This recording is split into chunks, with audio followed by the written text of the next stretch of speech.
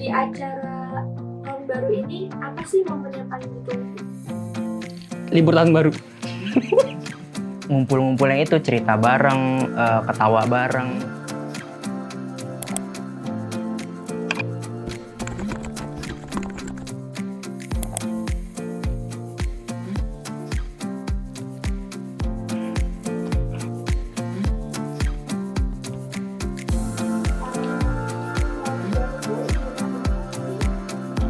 Tahun baru identik sama kembang api kali ya, malam pergantian tahun. Kumpul-kumpul sama temen sih biasanya atau keluarga. Biasanya tuh perayaan bakar-bakar, terus yang pastinya kembang api. Dan biasanya kalau di Islam itu ada apa, syukuran ya. Perayaan ngumpul-ngumpul gitu. Lebih ke bareng temen, bakar-bakar. Banyak sih ininya, hal-hal terkait ngumpul-ngumpul tersebut. Banyak banget sih sebenarnya. Dari tahun baru ke tahun baru kemarin tuh identiknya malah dengan musibah. Nggak tahu kenapa. Musibah ya.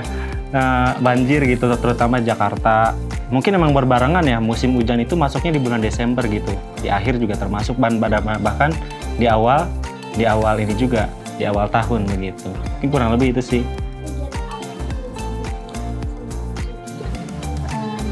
Biasanya sih pertama itu kumpul dulu sama keluarga, biasa makan-makan, bakar sosis atau apa gitu. Terus langsung lanjutin sama teman-teman sama, tapi bakar-bakar gitu juga. Kalau biasanya aku malam tahun baru kumpul bareng temen sih, kayak bakar-bakar, kayak bakar jagung, bakar sosis, gitu di rumah temen aja ngumpul-ngumpul. Di rumah.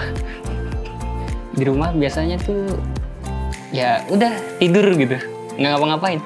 Ngumpul tadi sama keluarga, pastinya ngumpul tadi. Sama mungkin kalau misalkan ada acara sama teman, biasanya suka ikut gitu.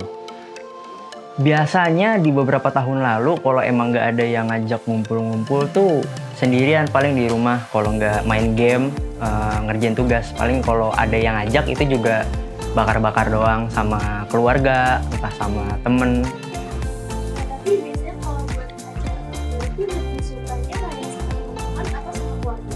Aku sendiri lebih sering sama keluarga. Kalau ngerayain tahun baru kayak ngumpul aja di rumah gitu. Ngumpul di rumah, terus masak-masak, ngeliwat gitu, terus pakai daun pisang gitu kan. Nah, itu makan bareng-bareng. Itu sih yang lebih sering dilakuin.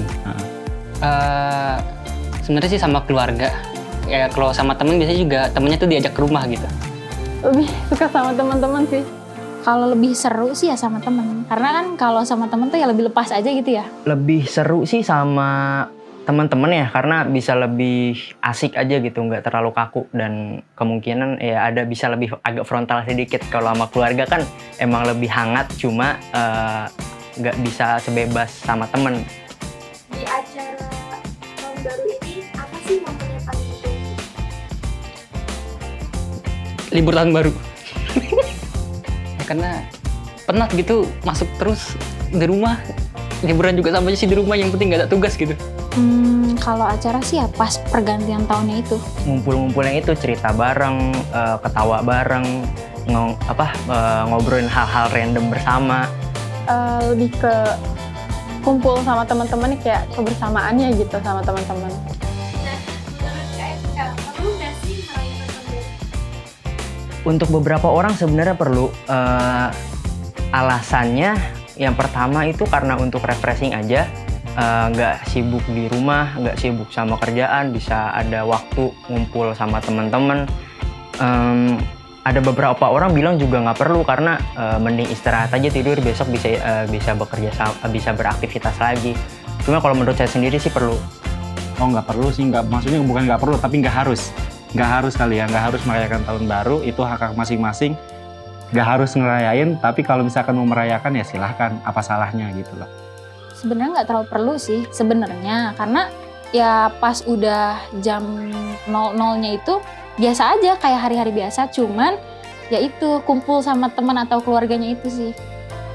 Soal keperluannya sih sebenarnya nggak terlalu ya, cuma kalau misalkan masih umuran remaja kayak kita gini tuh kayak seru aja buat asik-asikan. Jadi kalau misalkan setiap tahun nggak ada keluar gitu kayak kurang afdol aja gitu ya, jadi pasti keluar rumah.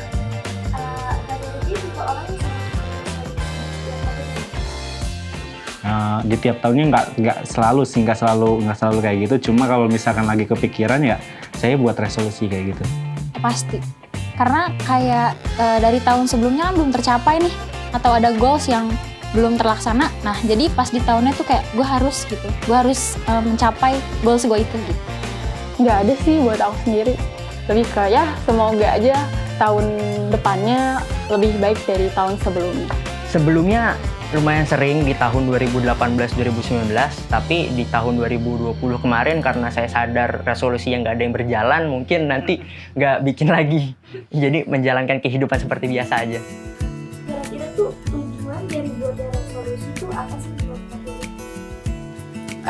Lebih ke apa ya, mengupgrade diri kita kali ya, dari tahun sebelumnya ke tahun berikutnya dan berikutnya lagi. Pasti ya lebih baik gitu, nggak ada yang lain gitu. Ya karena buat jadi semangat juga sih, misalkan di tahun sebelumnya dia males-malesan gitu untuk kuliah, bahkan sampai teman-temannya udah sidang tapi dia belum. Nah tahun selanjutnya tuh harus lebih semangat biar sama kayak teman-temannya. Ya untuk mencapai biar ada semangat hidup dong. Karena pernah ini juga kan, pernah dengar quotes kayak gini, lebih baik memperjuangkan sesuatu yang kecil daripada hidup tidak ada yang diperjuangkan. Nah kayak gitu tuh, jadi harus ada yang diperjuangkan lah hidup biar lebih semangat kayak gitu.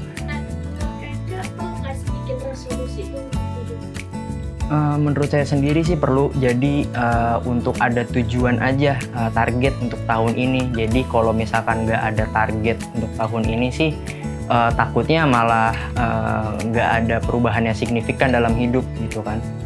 Kalau resolusi itu perlu, karena biar ada tujuan gitu, biar nggak kayak gitu-gitu doang sebenarnya. Perlu, harus sih setiap orang harus. Perlu, sangat perlu gitu ya, biar hidup kita nggak selalu tentang di hari ini aja, tapi bagaimana kita terus maju ke hari ke depan, ke tahun berikutnya dan berikutnya lagi. Pastinya perlu untuk masa depan lah ya. Nah, itu masing-masing harus punya tujuan hidup, itu juga termasuk tujuan hidup. Resolusi itu begitu kan ya, kurang lebih. Ya perlu sih. Harus, malah bisa dibilang harus punya tujuan gitu, target.